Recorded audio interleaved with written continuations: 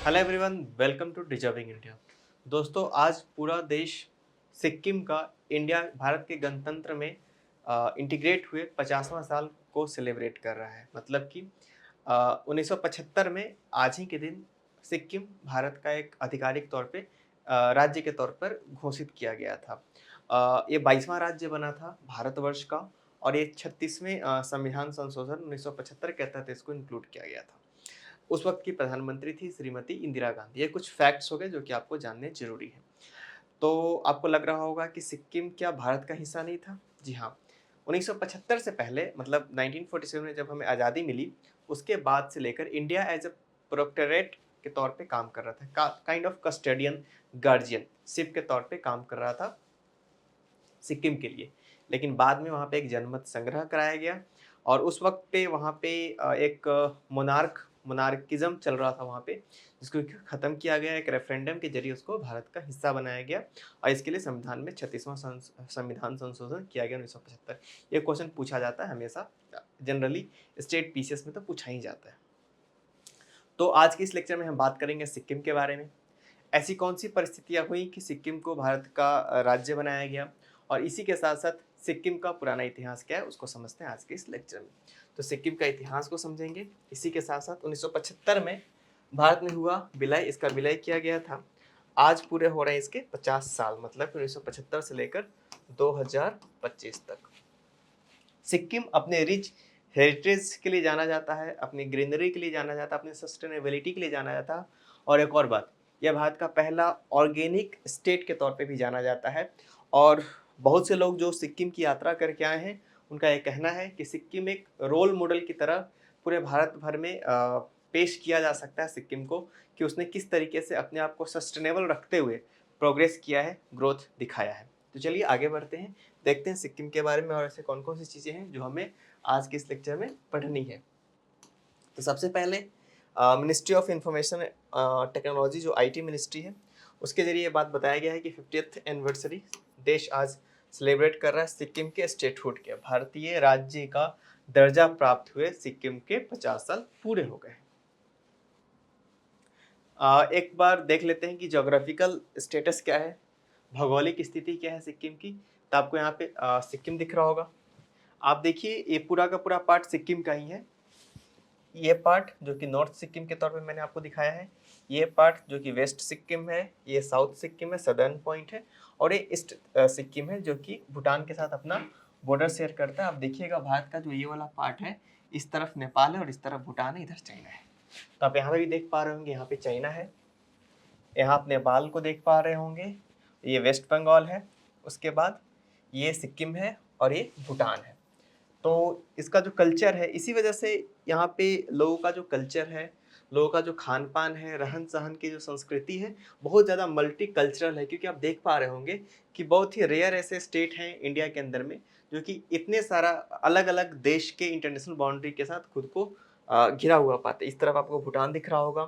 तो इस वाले रीजन में जो गैंगटॉक, जो कि सिक्किम की राजधानी है, जो कि ईस्टर्न सिक्किम में हमें देखने को मिलता है, यहाँ पे भूटान के कल्चर का ज़्यादा से ज़्यादा उस पर उसका इम्पैक्ट है। आपको नॉर्थ सिक्किम में आपको चाइना नज़दीक दिख रहा होगा। इस तरीके से वेस्टर्न सिक्किम में आप देख पा रहे होंगे कि किस तरीके से वेस्ट बंगाल और नेपाल के साथ जुड़ा हुआ है। तो यहाँ पे बंगाली कल्चर भी प्रिवलेंट करता है। लोग यहाँ पे बंगाली कल्चर को भी उतना ही ज़्यादा अच्छे से इंजॉय करते हैं। जो चीज़ हम लोगों ने मैप में देखी, अब उसी चीज़ को हम थोड़ा रोड लर्निंग के जरिए समझने की कोशिश करते हैं। तो इस स्लाइड में हम सिक्किम के बारे में थोड़ा बहुत जानेंगे। लोकेशन क्या है इसका? तो इंडिया का नॉर्थ ईस्टर्न पार्ट है। ये बॉर्डर शेयर करता है नेपाल के साथ, भूटान के साथ और चाइना के साथ। तीन तरफ से ये इंटरनेशनल बाउंड्री के साथ इसका बॉर्डर शेयर होता है। और एक तरफ से भारत का एक राज्य है वेस्ट बंगाल, जो कि सदर्न में पड़ता है।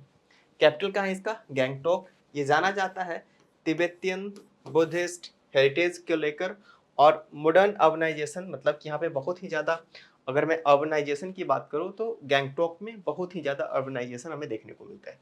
स्टेटहुड कब मिला था इसको?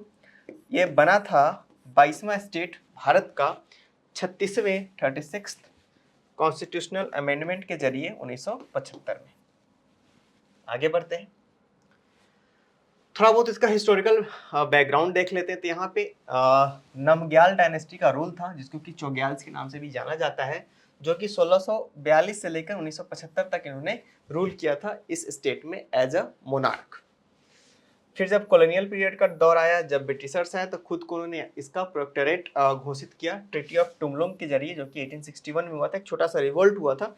इस रिवोल्ट के बाद हुआ ये कि आप लोगों की जो स्थानीय स्वायत्तता है उसके सम्मान करते हुए हम आपको प्रोटेक्टोरेट का स्टेटस देते हैं।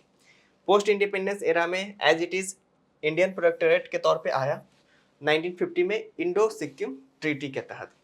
उसके बाद इसको इंडिया के साथ इंटीग्रेट कर दिया गया 1975 में। 97% जो सिक्किम के लोग थे, सिक्किम वासी थे, उन्होंने भारत में विलय होने के पक्ष में रेफरेंडम में वोट किया और वहाँ के मोनार्की को एबॉलिश कर दिया गया। सिक्किम ऑफिशियली मर्ज होता है इंडिया के साथ और एक फुल फ्लेज्ड स्टेट का उसको दर्जा मिलता है। इस वाले लेक्चर में हम देखेंगे की फीचर्स ऑफ सिक्किम के बारे में। सिक्किम का ऐसा कौन कौन सा फीचर्स है जो कि हमें जानने चाहिए। इंडिया का पहला 100% ऑर्गेनिक स्टेट है, जो कि सस्टेनेबल और इको फ्रेंडली एग्रीकल्चर के बारे में हमें बताता है। अगर मैं इसकी इकोलॉजिकल रिचनेस की बात करूँ तो ये ईस्टर्न हिमालय का पार्ट है, जो कि एक बायोडाइवर्सिटी हॉटस्पॉट है। हैबिटेट बहुत रेयर स्पीसीज यहाँ देखने को मिलते हैं, जैसे कि रेड पांडा और हिमालयन ब्लू पॉपी। तो ये इंपॉर्टेंट है फ्लोरा और फौना के दृष्टिकोण से। यहाँ से क्वेश्चन पूछा जा सकता है यूपीएससी के द्वारा या फिर अलग अलग स्टेट पीसीएस के द्वारा। कल्चरल डाइवर्सिटी की अगर मैं बात करूँ तो यहाँ पे कुछ ऐसे जनजातियाँ हैं जो कि आपको देखने को मिलेंगी, लेपचा और भूटिया। तो याद रखेंगे आप। इसी के साथ साथ नेपालीज भी, क्योंकि नेपाल के साथ इसका बॉर्डर शेयर होता है, तो नेपालीज कम्युनिटी के भी बहुत सारे लोग यहाँ पे देखने को मिलते हैं। बुद्धिस्ट मोनेस्टिक ट्रेडिशंस यहाँ देखने को मिलता है और कल्चरल फेस्टिवल्स भी, मतलब जो बुद्धिज्म से रिलेटेड चीज़ें हैं, यहाँ पे एक अलग काइंड ऑफ इन्होंने अपने बुद्धिज्म को डेवलप किया, जो कि तिब्बत और भूटान का जो बुद्धिज्म है उससे मिलता जुलता कुछ बुद्धिज्म का रूप यहाँ पे आपको देखने को मिलेगा। अगर मैं स्ट्रेटजी की इंपॉर्टेंस की बात करूँ तो ये काफ़ी ज़्यादा इंपॉर्टेंट है। ये बफर स्टेट का तौर पे काम करता है बिटवीन इंडिया एंड चाइना। तो भारत और चाइना के बीच बफर स्टेट के तौर पे ये काम करता है। Significant near Doklam tri junction. तो जो डोकलाम का जो ट्राई जंक्शन है, आपको पता होगा कि 2017 में इसी डोकलाम के बाद एक झड़प हुई थी, जिसमें कि स्थिति को बहुत ज़्यादा गंभीर कर दिया था और एक समय पे ऐसा लगने लग गया था कि भारत और चाइना के बीच एक कन्फ्लिक्ट की स्थिति पैदा हो सकती है, लेकिन बाद में इसको संभाल लिया गया। तो डोकलाम क्या है? डोकलाम भूटान में है और भारत ने भूटान के स्वायत्तता के लिए भारत प्रतिबद्ध है और भारत उसको प्रोटेक्शन प्रोवाइड कराता है।